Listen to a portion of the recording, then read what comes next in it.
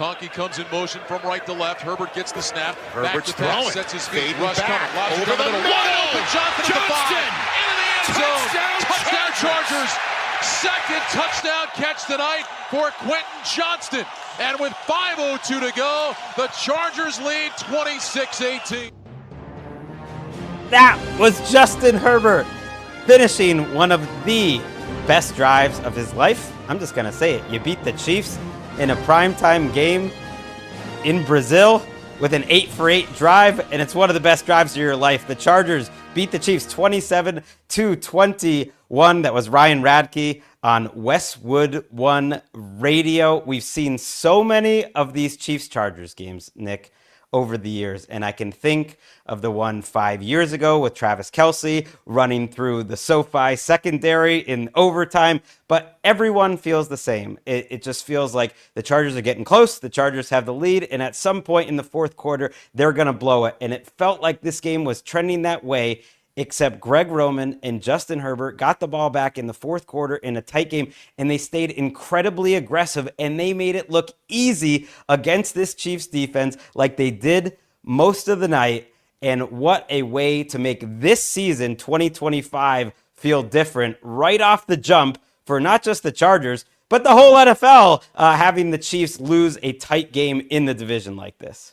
The Chargers realized from the very first drive that they were fully prepared to attack this Chiefs defense. They knew that they didn't have much to fear beyond some exotic blitzes that are typical of Steve Spagnuolo, and they knew that they could throw on this secondary. So when the time came for them to close this game out, they said, screw it. We're not going conservative. We're going to rely on Justin Herbert's arm, and we're throwing all over you because we know we're better than you in that department. It was deliciously disrespectful, and I loved it so much. It's exactly what divisional rivalries are made of, and it's peak entertainment for a Friday night on the opening week of the NFL season. Yes. Thank you, everyone who is joining us on YouTube Live. So obviously be our only Friday night game of the season, but Shooky and I are going to try to do this every Monday night. You know, we love the NFL Daily listeners and viewers, and so come join us. And I see someone in the comments already saying he's surprised Shooky's not getting a Friday night pumping. He's got too many important things to do. Like right talk about... Already did it.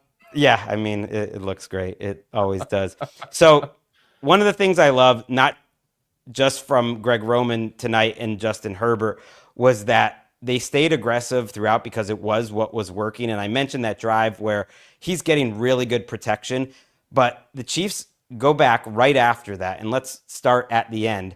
And they end up settling for a field goal from Harrison Butker with a little over 2 minutes remaining after Mahomes pulls off what was one of many just incredible Mahomesian plays in the final 2.5, 3 quarters of this game.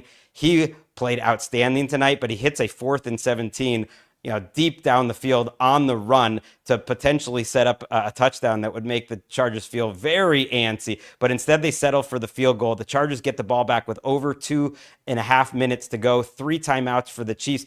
And the conservative play caller is absolutely running on first down or making a very safe pass.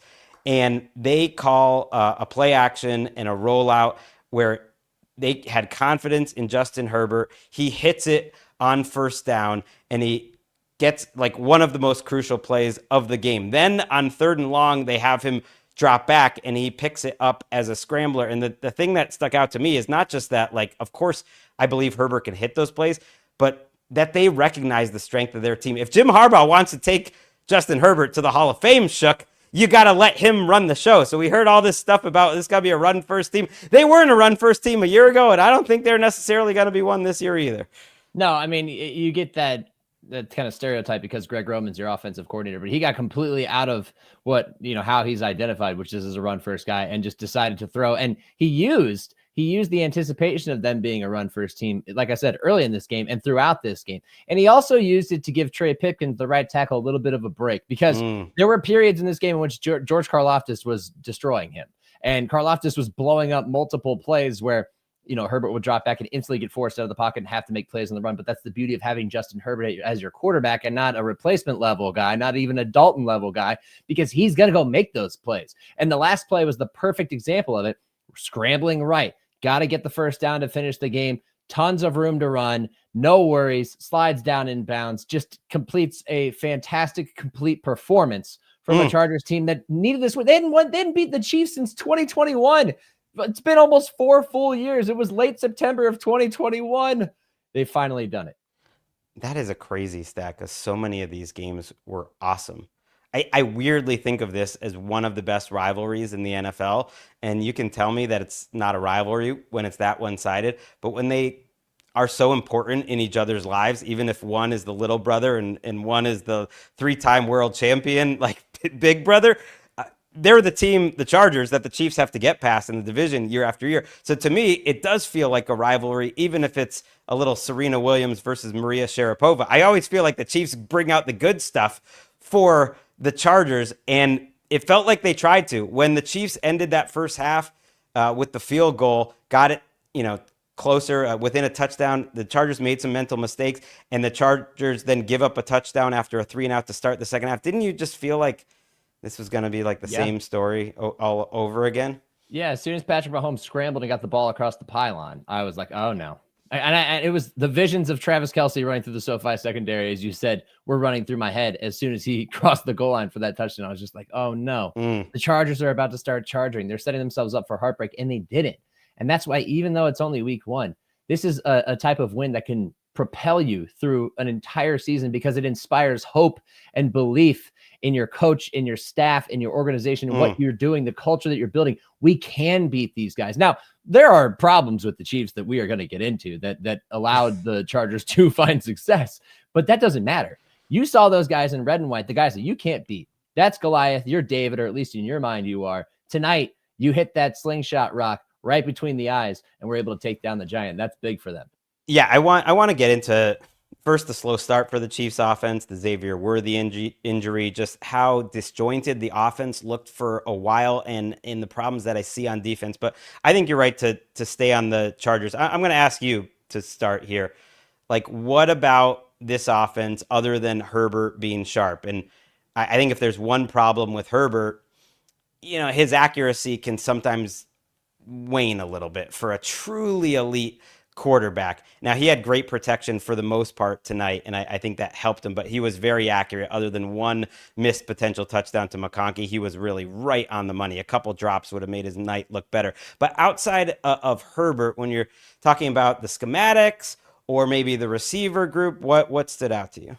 I was very impressed by Joe Alt making the switch from right to left side after they lost Rashawn Slater. He looked like a complete natural there. He was fantastic. I'm a little worried about Pickens, but that's what you get from a guy that you have to call and pull into the starting lineup when you lose your actual starting right tackle. So that's fine. But I like that. Omarion Hampton's a dude. He's got the juice. You talked about it in preseason. Sometimes you can see it with these running backs. They just got the juice. He's got the juice. You can see why he was a first-round pick. I actually really like the way that their backfield is set up with him as the lead guy. Keenan Allen makes that receiving core way better than we thought it was. This is a core that we were worried about. We were focusing on Trey Harris and can Quentin Johnson make plays? He made plays. He had a couple of touchdowns. I mean, all the guys contributed tonight. We had Ty Conklin making a big catch, fumbled the ball, but he made a huge catch early in this game. I really like what they've built in this offense. They're much better, again, only one game, than I anticipated from them offensively because they're more balanced. They're not just that ground game. They have weapons outside. And I'm really excited to see where they can take this year. Yeah, guys were open. That really stood out. And I do think the Chiefs secondary played a part in that. I don't think they have enough guys. But yeah, it was Will Dissly, by the way, who caught that late first down that helped them kill the clock. You mentioned the play by Conklin where he fumbles. That was one of the mistakes that they made because even though they got the ball back, McConkey had to hit the ball out of bounds to keep the ball, and then they have a penalty and they're behind the sticks. And there were a lot of plays like that. But you mentioned Keenan Allen. I am surprised. So 10 targets, 7 catches, 68 yards, and a touchdown. I just did not expect, based on last season in Chicago, for this Keenan Allen thing to work that well. And I definitely was watching where they were using him versus McConkey, and they were moving him back and forth. I think it was probably more McConkey in the slot, which makes sense to me because he's really your number one receiver, and he had a nice night, 6 for 74. It would have been about 7 for 110 if Herbert had hit him on that touchdown pass. But man, Allen in the second half had so many plays, including the touchdown, where Herbert knew exactly where he was going to be. The scheme and the route basically got him open. He's the third receiver now because Quentin Johnson, who had a really nice night, 5 for 79 and 2 touchdowns and a drop of a touchdown, which Quentin Johnson will do. Like, they're getting more attention, I think. And I'm impressed. Like, Trey Harris, who had a nice catch and ran a couple nice routes, like, he was barely on the field, 5 or 6 snaps for him. So Keenan Allen is actually going to matter in 2025. And you know what's cool, Nick? He actually could be the all-time leading Chargers receiver franchise history. I think he went into tonight with 53 for the season that he needed. And I thought, I don't know if he's catching 53 passes. Well, he caught 7 tonight, so he just took a pretty big chunk off. He only needs 46 to go. That would be an amazing story if Keenan Allen got that. Yeah, and especially if they continue to maintain this balance. And I think that they will, because they have the personnel to do it, because then defenses can't focus on 1 or 2 guys. And just Allen's addition in general takes the focus a little bit away from Ladd McConkey, which allows him to be more dangerous as well. So, I'm a big fan of what they have overall in this entire group. And we haven't even talked about their defense because they had a couple of standout guys that Talk about it. All right, I'm going to talk about it right now with Tier Tart.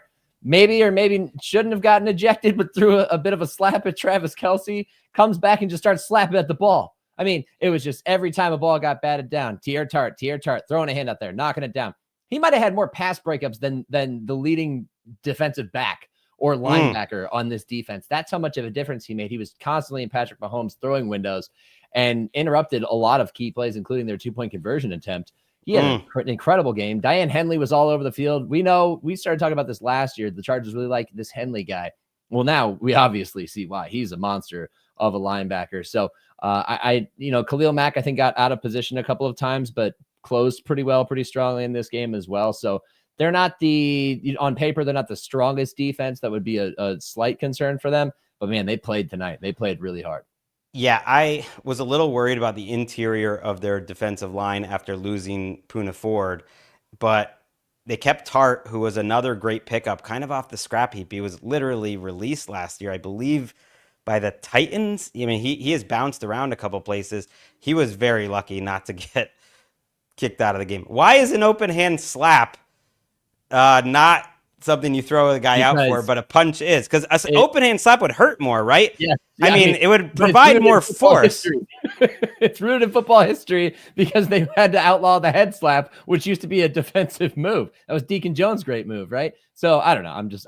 I don't even know if that's like a real thing. And I think it all depends. But they were lucky that they kept him in there. And I thought they did a really good job stopping the run. And then I look, and actually the Chiefs had like a 55% design success rate on runs. And I was like, oh, well, why did the Chiefs struggle running the ball so much? Or why didn't they have any numbers? Just because they didn't try. I mean, they had 11 rushing attempts tonight. And Pacheco goes 5 for 55. For the second straight night, the Super Bowl quarterback from a year ago, it was Jalen Hurts last night, it was Patrick Mahomes tonight, was the leading rusher in the entire game, 6 for 57. So we came into the season hearing like, oh, the run game's back. The run game's back. I'm sure it will be back at some point, but literally Jalen Hurts and Patrick Mahomes led each of these games with like 57 and 62 yards. We got some comments in YouTube, and let's throw up one from a little Charger gonna Charger. I do like that if you think about, and this was from Tomato, the Crab, Chargers are gonna Charger. That's tired. Wired, Chargers are gonna Charger with a couple exclamation points. I don't know if I'm ready to give up decades of horror, but it is year 2 under Jim Harbaugh. It is year 2 under Jim Harbaugh, and they come out in this game, Shook, and they get up 10-0 quickly, and they just looked so much more prepared and bigger and tougher than the Chiefs. I did start immediately. I started overreacting and thinking oh yeah, Harbaugh year 2. These are going to be some tough MFers. I wouldn't want to have to play them, and I do think there's going to be a separation in the AFC between the haves and the have-nots, and I do think the Chargers have enough talent to be part of the haves. Yeah, it was actually indicative. It was pretty obvious to me way back at the start of August, the Hall of Fame game, when they played against the Lions in that game. They just looked like a professional group. They executed well. They weren't sloppy. They knew where they were supposed to be, no matter whether it was the backups in there, the third stringers. I mean, they just looked like a team that was well coached. And we saw it again tonight. And not only were they well coached, but they had a great game plan. Like, I know I've talked about that already, but they were so prepared for this game, both in personnel, in how they wanted to approach the game, and how they ultimately executed. It's rare that a team comes into a game against the Chiefs, save for last year's Super Bowl, and it seems like one team was more prepared than the Chiefs. And that's what I felt like the Chargers were tonight. It's kind of crazy, though, Shook, because they run the hardest training camp in the league in terms of long practices, a lot of not tackling to the ground, although like a little bit of that, but more like actual hitting in practice. They play more in the preseason. And so the idea behind that, I think, is to condition you for the entire season. But usually you start fast. The Chargers aren't a team that play a lot in the preseason necessarily, but they come out this year, and they did for the first time with Justin Herbert, and maybe it paid off. I love the moment, and this is random. Let's go back to the end of the first half. So Amari and Hampton, who you're right, I think looked good, Shook. The numbers weren't overwhelming, 15 for 48 on the ground. He also had a couple of catches, but I agree that he passed the eye test, and I think looked good. But at the end of the first half, they had a chance to essentially run the clock down to about 13 seconds or so and then kick a field goal to go up 10 going into half. But he runs out of bounds with maybe a questionable play call. And you see Marshawn Lynch, who is credited as a photographer at an NFL game in Brazil that's being played on a Friday night on YouTube, going over to the young man, Amari and Hampton, 22 years old, and counseling him with the usual like NFL media photographer vest that like usually our friend Ben is wearing out on the sidelines. And I was just thinking like, wow, what is happening right now? This is absolutely wild. And then it got even wilder because Mahomes hits his first deep throw of the night right after that. And Tyquan Thornton makes a nice catch. And that is when one of the best fire drill field goals has ever happened. We do have this. Let's listen to the fire drill field goal. I'm testing Chris Babona here. Has he got it ready? Let's go. Mahomes takes the snap, back to pass, looks right, throws right. Noah Gray with a catch, and he's run out of bounds. They're going to wind the clock. 9 seconds. It's fourth down. The Chiefs can't spike it. They're going to run the field goal team out. 4 seconds, down to 3 seconds, down to 2 seconds. Can they get the snap off? They do. Butker drives the kick. It is end over end. It is good. Inside the left upright. That is laughter in the Westwood One studio. I believe that is former Chief Dante Hall, whose laugh that you hear while it's Ryan Radke on the call. Great job, by the way. You're a radio announcer and you get the trip to Brazil for that. What did you think watching that? That was a pretty amazing sequence that I thought was going to be like the play that changed the entire game. Yeah. Okay. First off, I think this is the greatest fire drill in the history of football. We don't get a lot of them, but I do think it was the greatest fire drill in the history of football because him getting pushed out of Noah Gray getting pushed out of bounds, going backward, you see him go out of bounds. So there's an opportunity for a second or two for everybody on the sideline to go, okay, the clock stopped. And then they realize, oh God, the clock is not stopped. Get on the field. It's chaos. Like it looked like chaos on TV. They all get in line and set up properly. No mistakes in alignment, none of that. And they get the kickoff. They don't allow it to get blocked. That's the first part. The second part, and I'm so glad Dante Hall's in the booth, man known as the X Factor, right? Because the X Factor in this play was the guy on the right side of the line who ran in, rubbing his jersey to follow the rules that he's designated as an eligible receiver.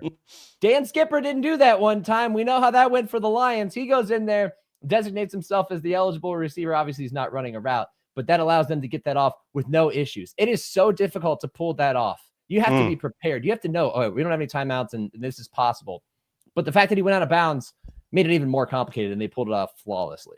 I love some of the comments we're getting now, and I think it's a good one saying only Andy Reid would be prepared for that. And this was one of those nights that you thought just they're going to figure it out somehow, margins. And let's go back a little bit to the beginning of the game.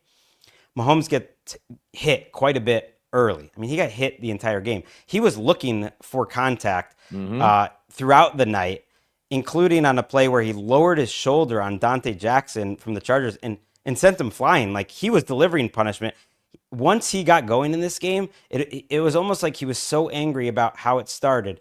And how it started was just a cavalcade of poor timing, mental errors, guys not being on the same page, just not being in sync, all stemming from a play. I think it was the first play from scrimmage, right, Shook? Where Xavier Worthy got hurt, or was it the second? Either way, it was right. It was the third play. It was the third down. Okay, it was the They ran third a mesh down. concept, and he got drilled by Travis Kelce. Right, Derwin James kind of bumps Travis Kelce, disrupts the timing of the play. Kelce essentially tackles Worthy, and Worthy is knocked out for the game, was in a lot of pain. We'll have to find out how serious that injury will be. And the word was that Worthy was going to be a huge part of their game plan tonight. And I think that set them scrambling, Chuck, because early in this game, Mahomes was at one point, I think 3 of 9 for like 23 yards. He was 10 of 17 for 57 yards. His like average depth of target was behind him, essentially. It was like 2 or 3 yards in front of him. Anytime they tried to go down the field, it wasn't working. At one point, they had 9 targets to Hollywood Brown, and he had 16 yards. He had a bad drop during that. And I'm just thinking, oh my gosh, this is the worst possible start. And it reminded me a lot of Thursday night, too, with Jalen Carter getting knocked out like right away, a really key piece getting knocked out, and they just didn't seem prepared for it. Yeah, that was one of the notes I took, I think, in the second quarter was, oh my God, Xavier really must have been a key part of their game plan because they are absolutely just lost for what to do offensively. I think at one point there was a botched snap where Mahomes like falls down to pick it up and just like flips it out on what was intended to be a bubble screen, and it's a play that goes for basically nothing. They just look disjointed. And I think that kind of set the tone for them and also kind of put them behind the 8 ball because the Chargers were very prepared and executed, and suddenly they look at the scoreboard and they're trailing. But this is also why we got the same feeling in the second half, which is that the Chiefs are going to find a way to come back and win this game. And they're going to break the Chargers' hearts again, because this is a team that you have to absolutely put away. They are essentially the Undertaker rising out of the coffin. Like, this is just who they are. They're too good to just have some mistakes completely blow up what they're going to do over the course of 4 quarters. They fight their way back. And I was thinking late in the first half, they just got to get to halftime. They got to calm down and get reorganized. And also, Chargers, you cannot give them time, even less than a minute, to have an opportunity to put points on the board, because they're going to do it. That's just what they do. And that's ultimately what they did. So kudos to the Chargers for holding them off in the second half. But yeah, I absolutely agree that the Chiefs looked very disjointed because Worthy got knocked out early. I mean, they had to get to halftime, but I was a little worried like they would get distracted.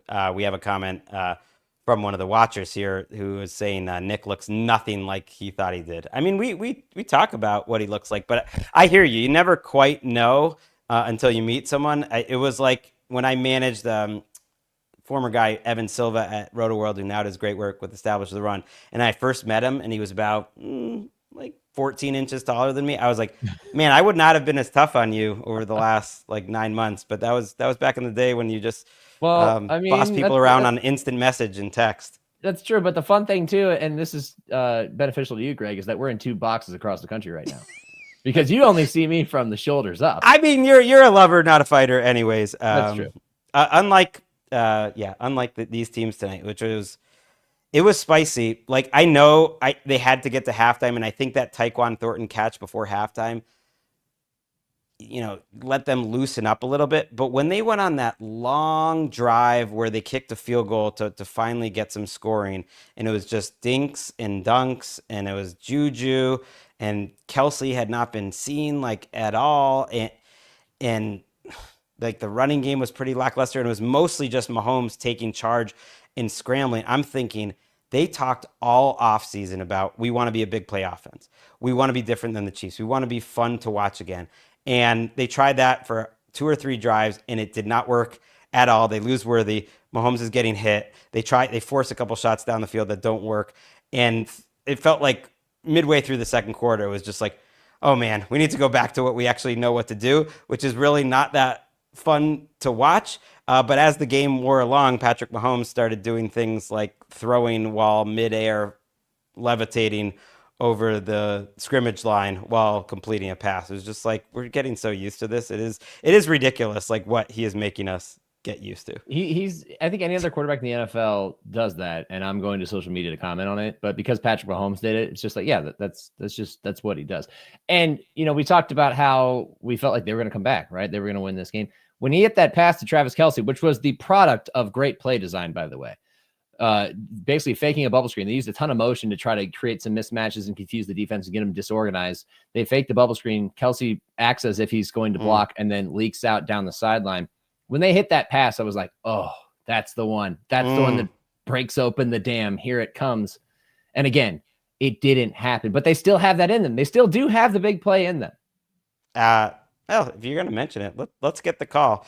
First, a comment, Triple G, much love. How do you feel about Worthy's durability going forward, knowing that they're missing Rashee Rice for 5 more weeks? It's a great point because there is a Super Bowl rematch on the docket against the Eagles next week. And even the Kansas City Chiefs do not want to start the season 0-2, especially not against the Chargers and the Eagles, just like two teams that are so, I believe, important to them. And I think Xavier Worthy is really important to them because I love that they're turning Tyquan Thornton's career around, but he's not Xavier Worthy. And this offense just lacks explosiveness unless, Travis Kelce said this offseason he's trying to get a little faster. And on that touchdown, granted, he was wide open. I did think he looked a little faster. Let's listen.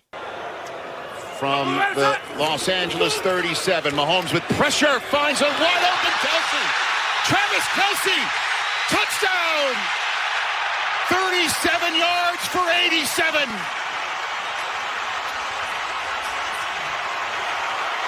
And Mahomes to Kelce strikes again against the Chargers. One of the longest touchdowns Kelce has had in years. It was the longest for a long time. Only 2 catches tonight for 47 yards. And it was a reminder, not that he looked incredibly fast on that play, and he actually had a costly miscommunication near the goal line on the Chiefs' final drive where they would have made the Chargers really sweat, but Kelce slowed down while they were improvising. So a rare time that him and Mahomes was not on the same page. But it's just a reminder, man, they will come up with solutions, Nick, schematically that not many teams can, because Derwin James fell so hard for that fake on that play. I mean, he just bit and was nowhere near it. And they were absolutely attacking Troy Dye, who was in as the second linebacker because Denzel Perriman for the Chargers got out. So that's Kelce and Mahomes, but especially Andy Reid, kind of putting a target on a guy's back and figuring out where their weaknesses is. And in the end, their offense was playing well by the end of this game. Like the second half of this game, they mostly did what they wanted. Yeah, it just took them too long to find their rhythm. And you can't blame Derwin James for biting on that, by the way, because how many times are you going to get poked in the nose by somebody before you decide, all right, I'm going to react, I'm going to block this, and right when you go to block it, they punch you in the gut. That's essentially what they did here is that, all right, we're playing the flats, we're playing the short game because we know we can't go down the field save for, just a one-off here and there. Oh, now we're going to take the shot. And now we're going to get within, an extra point or a 2-point conversion of tying this game. I mean, that's what they do. And that's the genius of Andy Reid. Again, that's why you have to put them away when you can. And luckily the Chargers did do that tonight. But Greg, I think at some point, yes, you have to have a discussion about this Chiefs defense because lead the way, Nick. They got shredded by Justin Herbert. Yeah. And I hate to say it, but Chris Jones didn't feel like much of a factor in the interior, which is a credit to the Chargers' interior offensive line. And outside of Karlaftis beating Pipkins, I mean, Spags in the second half pulled a Matt Eberflus from last night, which is, all right, I don't know what else to do, so I'm just going to start sending blitzes nonstop. And they actually got some stops that way. They send Tranquil on a blitz off the edge. He shoots through the B gap, gets a sack. They send, a number of different pressure looks. I mean, most of the second half, they're sending 0 blitzes. They're sending different types of pressure. Like that's the only way they can manufacture it, and yet the Chargers had an answer for it. I am gravely concerned, and that is super hyperbolic at this point, and I acknowledge that, but I am gravely concerned that they simply don't have the personnel to make up for this and to patch things up, and that this is going to have to be their identity, which then makes them easier to game plan against. And we saw it in that final drive when there was even that one pass where Herbert just ran backward because he knew the blitz was coming just to buy himself some time and find a guy open. That's a huge tell. That's a major weakness over the course of a long season. Yeah, I do wonder if they're just short a body or two in the on the defensive line in the secondary, both places. Because, the numbers, I hear you on not feeling Chris Jones, and so that's why I'm looking for the numbers as you're talking. He did have 3 pressures in this game, 1 quick pressure. Pressures can be a little misleading. He was double-teamed, obviously, a lot. Karlaftis had 4. and they did blitz Drew Tranquil quite a bit, and he got near the quarterback. But it's just, that's even not enough. I know you'll get better games out of Chris Jones, but you just can't have two guys. And Karlaftis is good, but he's not great. If it's a huge fall off where everyone else on the line are losing their battles, that's not a winning formula. Look, I wonder too, and Jalen Watson made a nice play in this game. There are players that they can trust in the back end, but they have guys like Shamari Corner playing a decent amount at safety, who was not good for them a year ago. And really the secondary losing Eric Reed, Jordan Reed rather, to me could be a guy that they end up missing quite a bit. So I just feel like both groups are just a little thin in a way that I think the offense is going to need to be better this year, because I think the defense is going to be worse. Yeah, I felt like the Reed departure was going to, resonate in this coming season. And I hate that I was right in week 1, because again, if you're going to be the Spags defense, which sends pressure at good times to get these big game-changing plays, you have to be able to stand up and be strong enough on the back end on other plays and like get them in those situations where it's 3rd and long and they need longer dropbacks. They need longer development plays, and you can get after them with pressure. If you're never in that situation, it's a bad formula. So, I mean, you give guys the course of a season to figure it out and improve, and you might get stronger there, but in the second half of the season or whatever it is, but just overreaction week, which is week 1, I'm very concerned about this defense. Yeah. Shamar Connor, 61 snaps, basically played the entire game. So did Jalen Watson. They did get Christian Fulton on the field for a little bit of this game, and he's someone who I think is going to be a full-time player, but he's coming off an injury. So sometimes early in the season, you don't have everyone quite ready yet. And I didn't really realize it until I looked at the game log right now. I mean, the Chiefs offense, after those first 3 punts on very quick drives, went field goal, touchdown, field goal. This was not was not a game with many drives at all, and the Chargers just matched them. The last 3 possessions they have were both touchdown drives and then running out the clock. So it basically was the Chargers winning kind of in an old school Chiefs way, which is like get a little bit of a lead and then you just keep scoring. You can keep giving up points, but you can keep scoring. Let's throw that comment up. I appreciate you, Winthrop, noticing. We got hundreds of people watching. I love that after a game, and it's going to give us some wind in our sails to keep doing this on Monday night. Noticing over 300 people watching, but only 33 likes. So smash the likes. That will help us out to grow this. Like, subscribe, do all the thing. It is kind of crazy though. The Chargers didn't have Rashawn Slater in this game. Like, they played that well without Rashawn Slater, and they're not going to get him back this year, and it's going to be a what if all year. But their offensive line played really well. I don't know if that was because of the opposition, Nick, but what do you think about them overall moving forward? Like, do you think they'll be good enough? Well, I think the start of the game, it was the game plan. The opening script was fantastic. A lot of play action, booting to the right, that sort of thing, getting the flow to the left and running away from it, buying Herbert time to find guys. And usually in those situations when they're run committing, first read step is a run, and then you have to double back and cover the pass. You've given up a step or two on a receiver. And that's why Herbert was able to find guys open early in those drives. And then in the second half, it was a bit of a chess match, but it was also a team that had a lot of confidence behind them that they could continue to throw the football because they knew that their passing game was superior to what the Chiefs were bringing in the secondary. And again, if they knew that the blitz is coming, they could call their plays accordingly. Give yourself a hot, tell Herbert, hey, they're going to blitz everybody here, and you better just back up and get the ball out. It was an example of game flow, I think, more than anything. But it started up front where they appeared to be much better, even without having your typical your right tackle's playing left tackle available at your disposal. And I don't think it's going to be that lopsided from week to week, because once that tape gets out there, you're going to have to adjust. Sometimes your scripts aren't going to be as effective, but it's an encouraging sign for this team. I know we're going to be wrapping up pretty soon, but there's a few things I do want to get to. While we're on offensive line play, was texting with our friend Steve Weish, and he was noting he thought left guard was really a problem for the Chiefs. Kingsley Suamatea, who was a guy who had to be moved inside to replace, help replace Joe Thuney, who got traded away, and he struggled in this game. And he was a problem. Their right tackle, Juwan Taylor, kind of has been a problem. Didn't have a great night, I don't think. Definitely had penalties. Josh Simmons, who I thought for the most part, looked good as far as I could tell, but he had penalties in this game. So, that'll happen to a rookie. I do think there was like a mental error on one play with him where I don't think he knew what the play was, knew who to block, and he gave up a free rusher. But for the most part, I thought he was fine. But that's a little concerning for their offensive line.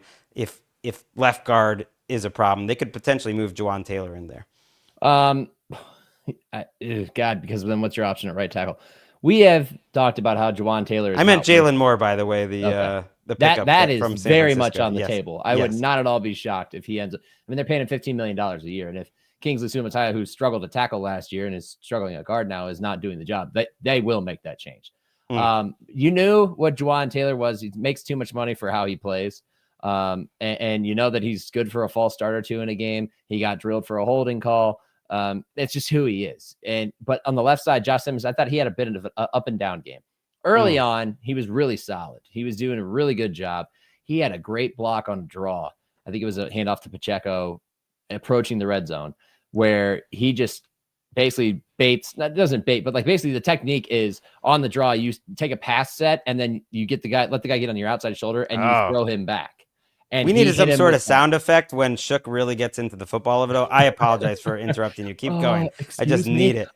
I love it. Oh, actually, no. So you essentially take a pass set and then you throw the guy back, which then creates the running lane, which is exactly what happened. He threw Mack back out of position, gives up his running lane. Pacheco darts through the left side for a big gain to get inside the red zone. And I was like, that is a hell of a play against, a veteran, but still an upper tier edge rusher. That's the good of Josh Simmons. The bad of Josh Simmons was late in this game where he just flat out got beat a couple of times. There were a couple of times where he would engage a defender, got his hands knocked off, and then fell forward. Bit of a leaner in those situations. Those are things he's going to have to improve and clean up. So it wasn't 100% good. It wasn't terrible. Just up and down. That's what you get from a rookie making its first start at left tackle in a primetime setting in Brazil, by the way, that adds the trip itself adds to the adversity and the challenge of this start. But not as good as I think I would have expected given the vibes that were following him from training camp, but also wasn't bad. Yeah, wasn't bad. Justin T says week one's always an outlier. Remember how the Saints started last year? Believe in the Chargers, but let's take it 1 week at a time. I hear that. And week 1, week 2, week 3, it's all really just a warm up for the season. It's not extended preseason, but it's just rounding into shape for the games that matter. Think about what the Eagles looked like last September. They're just figuring out. I totally agree.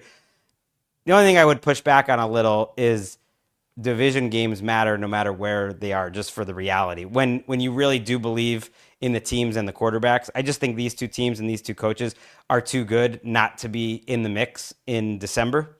And for the Chargers to already have clinched like a split at worst and to have a chance to now sweep the Chiefs, that alone is massive. Not only the confidence that they'll get. I'm also getting some comments that I look tired or something. I mean, Daddy's got to go to bed. I mean, it's 9 p.m. on the West Coast.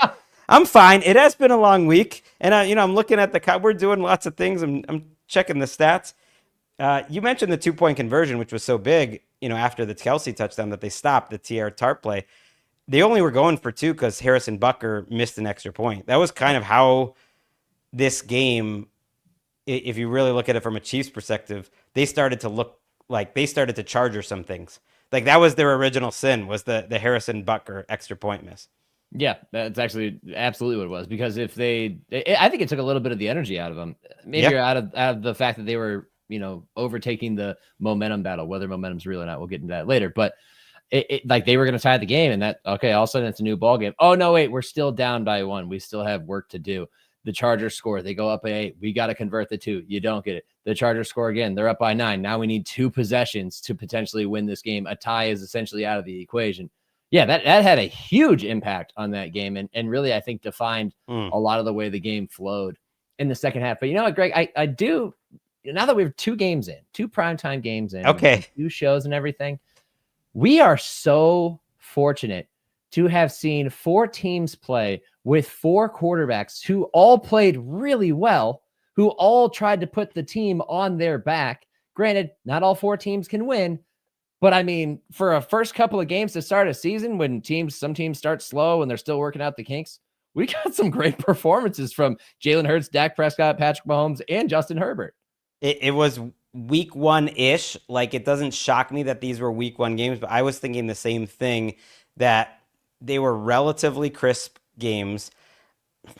Cross your fingers, and it's hard to say that when Xavier Worthy left with a shoulder injury and everything. But sometimes in these week 1 games, it's like carnage of injuries right away. Yep. And Ben Van Sumeren got hurt last night. I'm not saying no one got hurt, but it wasn't out of the ordinary. I was thinking it was pretty healthy. It was pretty clean. It looked like good, like professional football. And it makes sense because you put, 4 teams that, Cowboys accepted, but they have a quarterback that's excellent. But 4 teams I also think that are run well. And I think Brian Schottenheimer and their offense, when I watched that film today, I thought it was pretty good.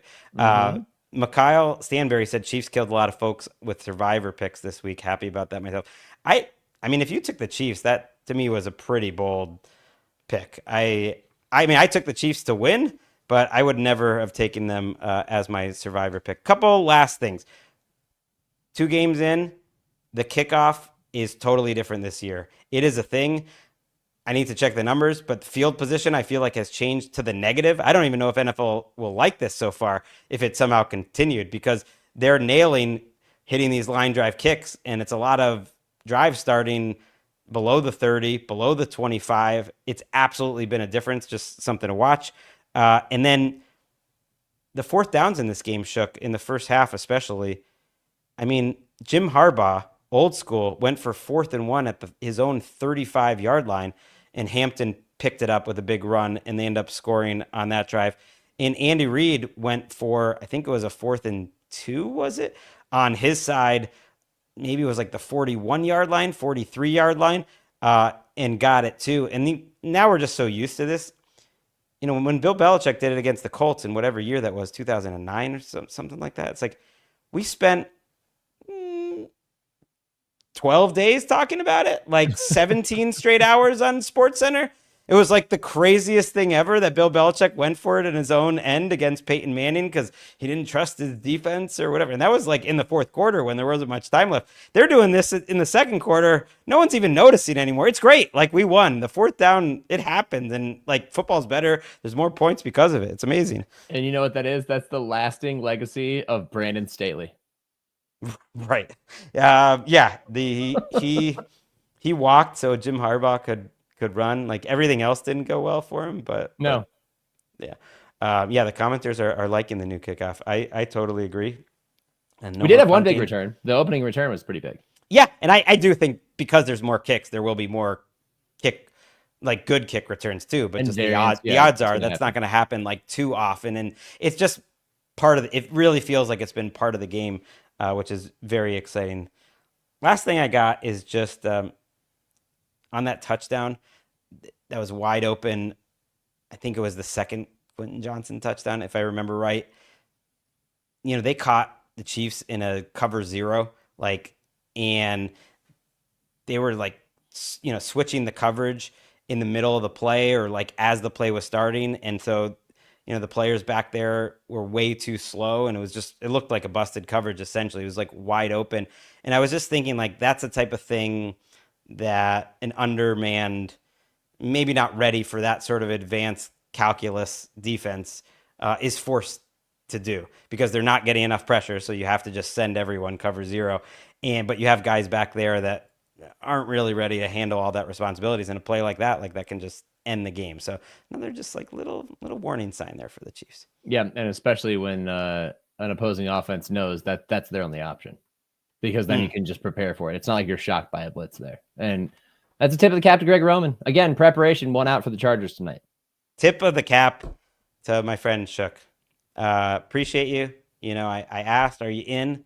Are you in for the kickoff game? Are you in for the Friday night? We're going to set the table here for what's going to be a primetime season with Shook. He said, of course I am. He's a great teammate. This is fun. I'm looking forward to a season's worth of this stuff. And thank you to everybody who watched. Getting into the chat and contributing to the show just makes it more lively and more fun for us. I loved it. And yeah, like I said, we're going to be doing Thursday night recaps all year. But I'm going to be from the studio, so no YouTube that night, but we will be doing it on Monday nights. And more importantly, we're going to have that podcast. I'm a podcast evangelist. I've been doing it since you had to download the podcast onto your iPad. I mean, back in my day, before I would get on the Metro North in New York and go up to work at RotoWorld, and I would listen to my Bill Simmons podcast on the way there. But you would have to down like I love the audio. I listen to nonstop audio. So we love you, all our podcast listeners, and we will be back in your ears on Sunday night. That was it for our first YouTube Live, our very first recap show of the season, my favorite show. Patrick Claybon, Jordan Rodriguez, who's going to the Rams game, and then coming on the show, and Nick Shook recapping every single week 1 game. Football is so back.